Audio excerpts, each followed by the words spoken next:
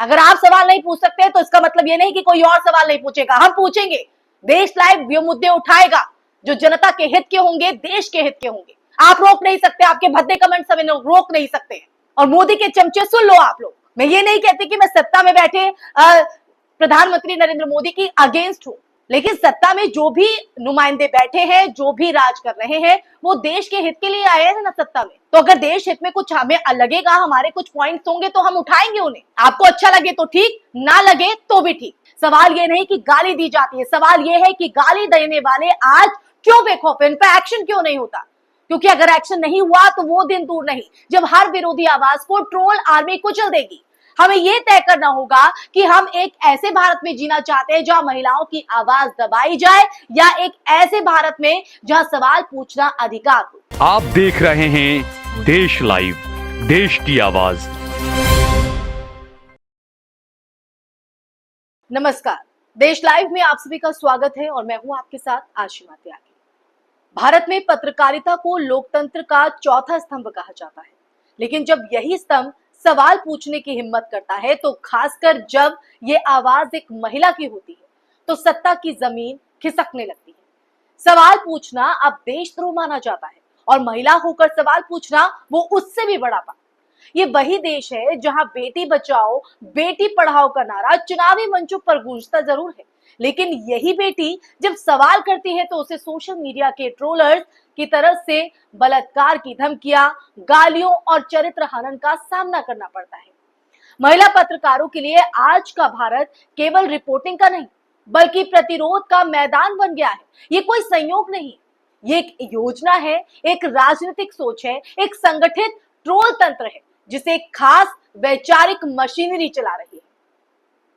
महिलाओं को टारगेट क्यों किया जाता है? मनोविज्ञान से लेकर राजनीति तक महिला पत्रकारों को निशाना बनाना केवल ट्रोलिंग या गुस्से का परिणाम नहीं है, ये एक गहरी पितृसत्तात्मक सोच और एक संगठित सत्ता प्रणाली का एक हिस्सा है। जब एक पुरुष पत्रकार सरकार पर सवाल उठाता है तो उसे विपक्षी, वामपंथी या देश विरोधी कहा जाता है, लेकिन जब वही बात कोई महिला करती है तो तुरंत उसकी देह, उसकी मर्यादा, उसके कपड़े, उसके निजी रिश्ते सब पर हमला बोला जाता है, क्योंकि ये व्यवस्था जानती है कि महिला की आवाज को दबाने का सबसे आसान तरीका है उसे चरित्र पर कीचड़ उछाल देना। इसलिए महिला पत्रकारों पर ट्रोल हमलों में सबसे ज्यादा इस्तेमाल होने वाले भद्दे शब्द हैं, जिसमें बिकाऊ माल, इस्लामी वैश्या, तमाम ऐसी चीजें। ये गालियां सिर्फ अपमान नहीं है, ये सत्ता के प्रति सवाल उठाने वाली औरत को तोड़ने का राजनीतिक औजार है। कई ऐसे शब्द हैं जो मैं आपके सामने बोल भी नहीं पाऊंगी। यही नहीं, मुसलमानों के नबी के खिलाफ भी ऐसे व्यक्ति गंदी गंदी गालियां निकालते हैं। स्क्रीन पर आप जो पोस्ट देख रहे हैं, ये व्यक्ति इसी फौज का एक हिस्सा है। देश के लिए जब सवाल सत्ता से किए तो इन जनाब को बता दें कि देश लाइव की तरफ से सवाल किया गया। तो स्क्रीन पर आप जो पोस्ट देख रहे हैं, ये व्यक्ति इसी फौज का हिस्सा है। देश लाइव ने जब सवाल सत्ता से किए तो इन जनाब को मिर्च लग गई, भद्दे कमेंट किए जो आप स्क्रीन पर देख रहे हैं। कौन है ये शख्स? ये अपनी प्रोफाइल में मोदी को हिंदू सम्राट बताता है, खुद को हिंदू बताता है और खुद को हरियाणा का जाट बताता है। खुद की प्रोफाइल में भारतीय सेना के कई फोटोज भी अपलोड कर रखे हैं इस व्यक्ति ने। अब ऐसे में सवाल यह है कि कोई सच्चा हिंदू मुसलमान जो है इस तरह की भद्दी टिप्पणी कर सकता है? सुप्रीम कोर्ट ने नफरत भरे भाषणों पर फैसला करते हुए कहा कि पुलिस किसी के भी खिलाफ एफआईआर दर्ज करवा सकती है। नफरत भरे भाषण देने वालों के खिलाफ पुलिस खुद स्वतः संज्ञान ले सकती है, लेकिन उसके खिलाफ बीजेपी नेता, एमपी, एमएलए और हिंदू संगठन के लोग खुलेआम नफरत भरे भाषण देते हैं, लेकिन पुलिस का रवैया खामोश है, वो खामोश बैठी है। जबकि यही नफरत फैलाने वाला, भाषण देने वाला अगर कोई मुसलमान होता, विशेष समुदाय से होता, तो उसकी विधायकी तक खत्म कर जाती है। हाल ही में मुख्तार अंसारी के बेटे के साथ यही हुआ उत्तर प्रदेश में। आपने देखा देश में आखिर ये दोहरी नीति क्यों चल रही है? कानून राज जो है वो किसके इशारे पर काम कर रहा है? गोली मारो सालों को, इस तरह के शब्दों का इस्तेमाल कौन करता है? ये पुअरता क्यों? पुलिस का रवैया कहीं ना कहीं दुर्भाग्यपूर्ण हो जाता है। मैंने बात की मुख्तार अंसारी की, किस तरह से मुख्तार अंसारी के बेटे अब्बास अंसारी के साथ ये हुआ। देश में आखिर ये दोहरी नीति वाला जो कानून राज है वो किसके इशारे पर चल रहा है? गोली मारो सालों को जैसे बयान देने वाले तमाम ऐसे नेता हैं जो सरकार में बैठे हैं। अनुराग ठाकुर मोदी सरकार में मंत्री बने हुए हैं। आए दिन बीजेपी विधायक मुसलमानों को घाटों में घुसकर या मस्जिद में घुसाकर मारने की धमकी देते, लेकिन उनके खिलाफ कोई कार्रवाई नहीं होती, कोई ठोस कदम नहीं उठता, क्योंकि वो मोदी की पार्टी के विधायक है। यही वजह है ना, वो चाहे नीतीश राणे हो या राजा सिंह हो। आखिर कौन चला रहा है ये ट्रोल आदमी? एक सुनियोजित डिजिटल तंत्र। ये ट्रोलिंग कोई अनियंत्रित या स्वतः एक्टिव जन प्रतिक्रिया नहीं है, ये एक बेहद संगठित नेटवर्क है जिसे बीजेपी के आईटी सेल से संचालित किया जाता है। इस ट्रोल नेटवर्क की रणनीति बिल्कुल सैन्य ऑपरेशन की तरह होती है। जैसे ही कोई महिला पत्रकार सरकार के खिलाफ बोलती है, कुछ ही मिनटों में सैकड़ों ट्रोलर्स अकाउंट से जो है उसे घेर लेते हैं।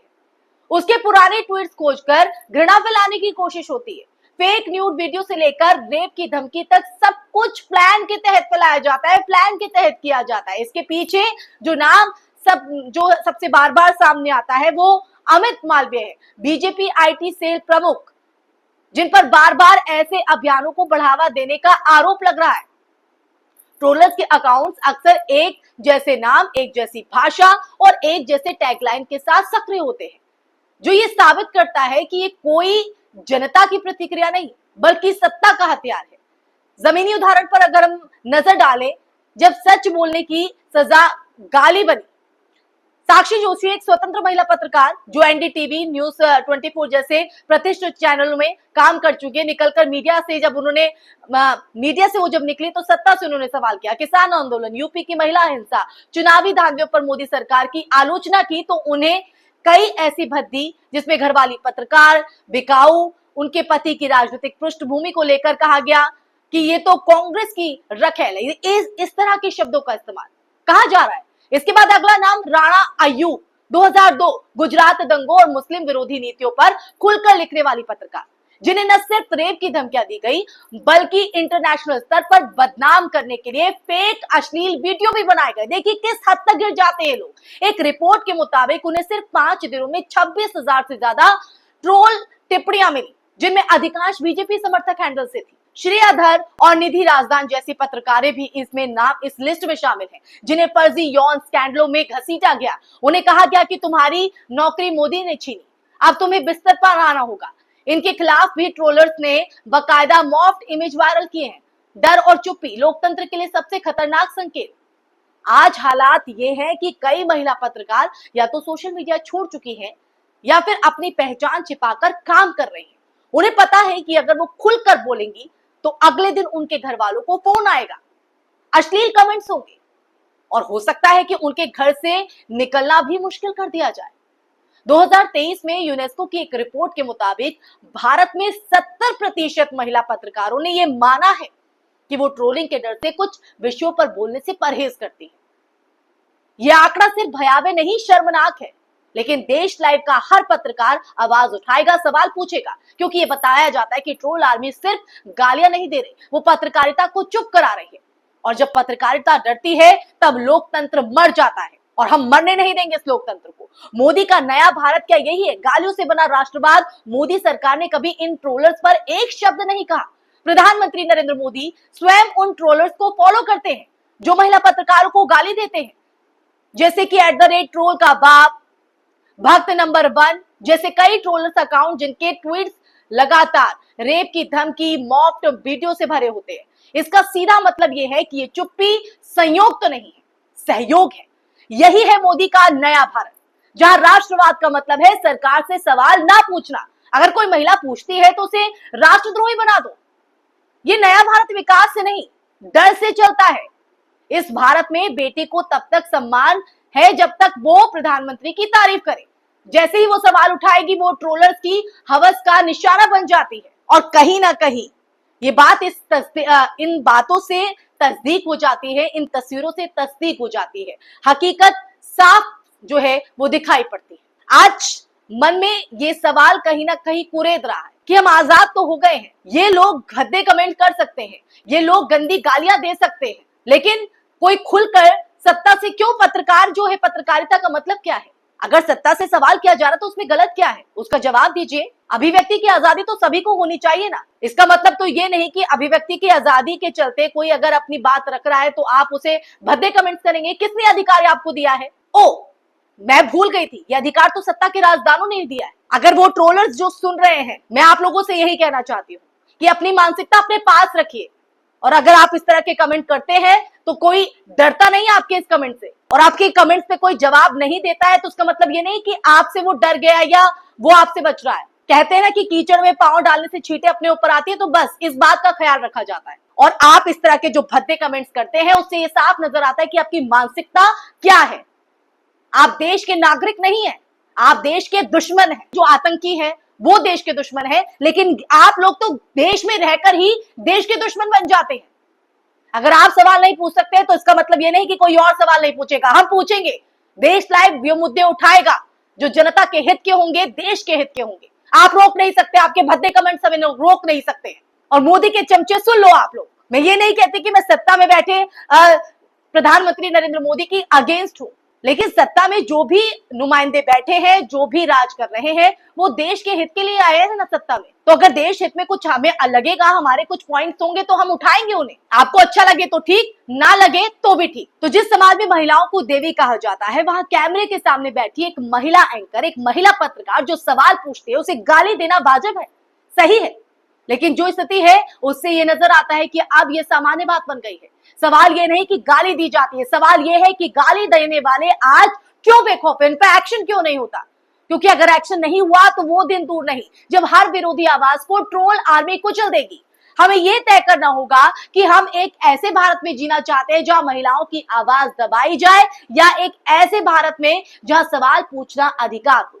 अगर आज आप साक्षी जोशी, राणा आयू, निधि राजदान या किसी भी महिला पत्रकार पर गालियां देकर चुप है, तो कल जब आपकी बेटी अपने हक के लिए बोलेगी तो उसे भी ये गालियां मिलेंगी। अब सवाल सिर्फ पत्रकारिता का नहीं, अब सवाल है आप किसके साथ है। और इसी सवाल के साथ मैं यहीं पर आपसे विदा लेना चाहूंगी। फिर हाजिर हूंगी एक नए विषय के साथ। नमस्कार।